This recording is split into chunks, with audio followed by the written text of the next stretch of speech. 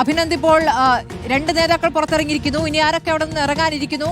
സോണിയാഗാന്ധിയുടെ വസതിയിൽ സമയം നൽകിയിട്ടുണ്ടോ? എപ്പോൾ മുതലാണ് ഈ കൂടിക്കാഴ്ച? ഒറ്റയ്ക്കൊറ്റയ്ക്കല്ലേ നേതാക്കളെ കാണുക?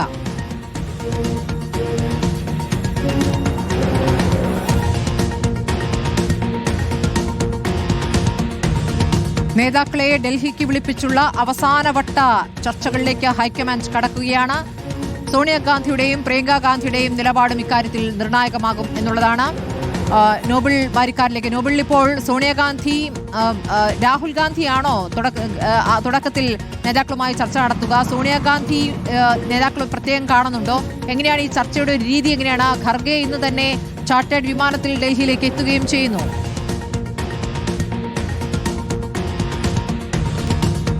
സ്മൃതി, 11:30 ആരംഭിക്കുന്ന ചർച്ചകളിൽ രാഹുൽ ഗാന്ധി മാത്രമാണ് പങ്കെടുക്കുന്നത്. ഒപ്പം ദീപാദാസ് മുൻഷിയും ഉണ്ടാവും. രാഹുൽ ഗാന്ധിയും ദീപാദാസ് മുൻഷിയും നേതാക്കളെ ഒറ്റയ്ക്കൊറ്റയ്ക്ക് കാണും എന്നാണ് ഇപ്പോൾ അറിയാൻ കഴിയും. നമ്മൾ നിൽക്കുന്നത് 10 ജനപത്തിലെ വസതിയിലാണ്. ഇങ്ങോട്ട് അല്പസമയത്തിലെ നേതാക്കൾ എത്തിത്തുടങ്ങും. എന്താണെങ്കിലും നേതാക്കൾ ഓരോരുത്തരെ അവർ താമസിക്കുന്ന സ്ഥലങ്ങളിൽ നിന്ന് ഇങ്ങോട്ട് പുറപ്പെട്ടിട്ടുണ്ട് എന്നതാണ് ഇപ്പോൾ നമുക്ക് വിവരം ഉള്ളത്. PC വിശ്വനാഥും AP അനിൽകുമാറുമാണ് ഇപ്പോൾ സംസാരിച്ചത്. KS രാഘവൻ അടക്കമുള്ള ആളുകൾ ഉടനെ എത്തും. K മുരളീധരൻ വിമാനത്താവളത്തിൽ നിന്ന് നേരിട്ട് ഇങ്ങോട്ട് വരാനാണ് ഇപ്പോൾ തീരുമാനിച്ചിരിക്കുന്നത്.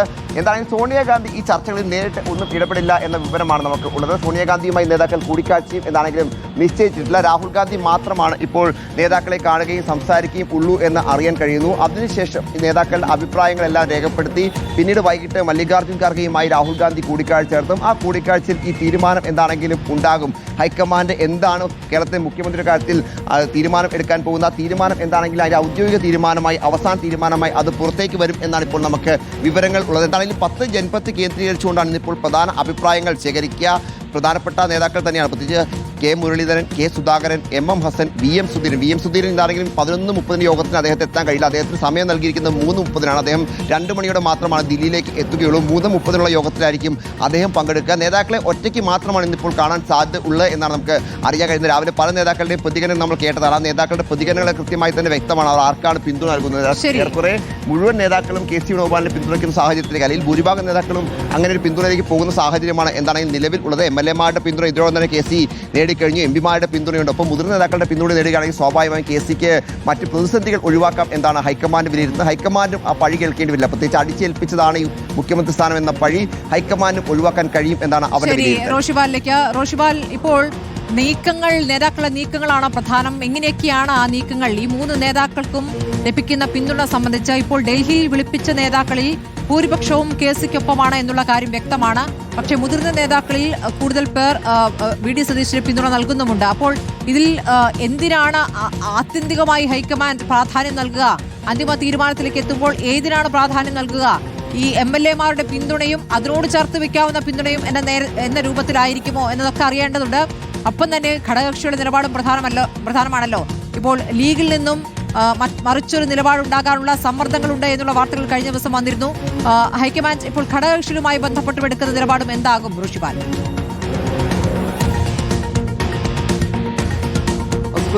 മുഖ്യമന്ത്രി തീരുമാനിക്കുന്നതുമായി ബന്ധപ്പെട്ട എല്ലാ കാലത്തും പ്രഥമ പരിഗണന നൽകാറുള്ളത് നിയമസഭാ കക്ഷിയിലെ ഭൂരിപക്ഷമാണ്. പക്ഷേ കേരളത്തിൽ ഒരു പ്രത്യേക സാഹചര്യം കോൺഗ്രസിലും UDF-ലും രൂപപ്പെട്ടു. പ്രത്യേകിച്ച് പ്രധാനപ്പെട്ട ഘടകകക്ഷിയെ മുസ്ലിം ലീഗിന്റെ സംസ്ഥാന അധ്യക്ഷൻ ഹൈദരലി, അതിൽ സാദിഖ് അലി ശിഹാബ് തങ്ങൾ തന്നെ പരസ്യമായി VD സതീശന് അനുകൂലമായ നിലപാടെടുത്ത സാഹചര്യമുണ്ട്. അതൊക്കെ സ്വാഭാവികമായും അത് പരിശോധിക്കുകയും അത് പരിഗണിക്കപ്പെടാനുള്ള സാധ്യത തള്ളാൻ കഴിയില്ല. അതേസമയം തന്നെ മുതിർന്ന നേതാക്കളെ ദില്ലിയിലേക്ക് വിളിപ്പിച്ചപ്പോൾ അതിൽ ഉള്ള 10 നേതാക്കളാണ്. 10-ൽ 8 പേരും അത് KC വേണുഗോപാലിനെ പിന്തുണയ്ക്കുന്ന നിലപാട് സ്വീകരിക്കുന്നു എന്നാണ് ഏറ്റവും പ്രധാനപ്പെട്ട കാര്യം. അതിൽ ചിലർ പരസ്യമായി നേരത്തെ തന്നെ KC വേണുഗോപാലിനെ പിന്തുണച്ചതാണ്. അതിലൊരു പക്ഷേ നെഹ്റു കുടുംബവുമായി ഏറ്റവും ആത്മബന്ധമുള്ളത് മുല്ലപ്പള്ളി രാമചന്ദ്രനാണ്. മുല്ലപ്പള്ളി രാമചന്ദ്രൻ KC വേണുഗോപാലിനൊപ്പമാണ്. അങ്ങനെ ഓരോ നേതാക്കളെ പരിശോധിച്ചാൽ അവരുടെ നിലപാട് അതിൽ KC വേണുഗോപാലിനെ പിന്തുണയ്ക്കാത്തത് ഒന്ന് K മുരളീധരനാണ്, രണ്ടാമത്തേത് VM സുധീരനാണ്. മറ്റെല്ലാ നേതാക്കളും KC വേണുഗോപാലിനെ പിന്തുണയ്ക്കുന്നു എന്നതാണ് ശ്രദ്ധേയമായ കാര്യം. അതുകൊണ്ട് തന്നെ ഇന്ന് നടക്കുന്ന കൂടിക്കാഴ്ചയിൽ രമേശ് ചെന്നിത്തല വിഭാഗത്തിനോ VD സതീശൻ വിഭാഗത്തിനോ ഒട്ടും ആത്മവിശ്വാസമില്ല.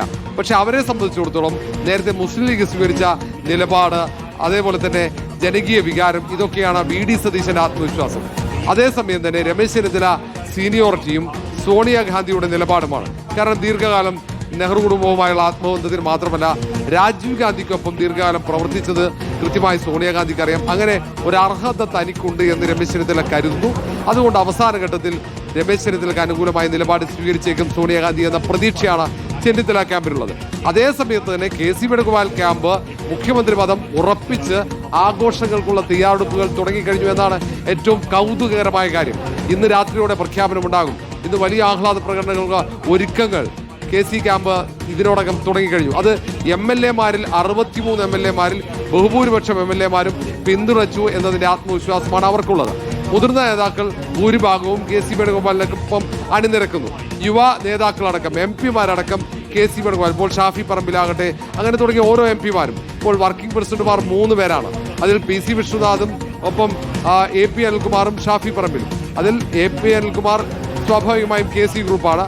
ഷാഫി പറമ്പിലും PC വിശ്വനാഥും അതിൽ സ്വാഭാവികമായും അവർ എടുത്ത നിലപാട് KC-ക്കൊപ്പമാണ്. അവർ രണ്ടുപേരും A group, AP Anilkumar KC ഗ്രൂപ്പിന്റെ മാനേജർ എന്ന നിലയിലാണ് വിശേഷിപ്പിക്കപ്പെടുന്നത്.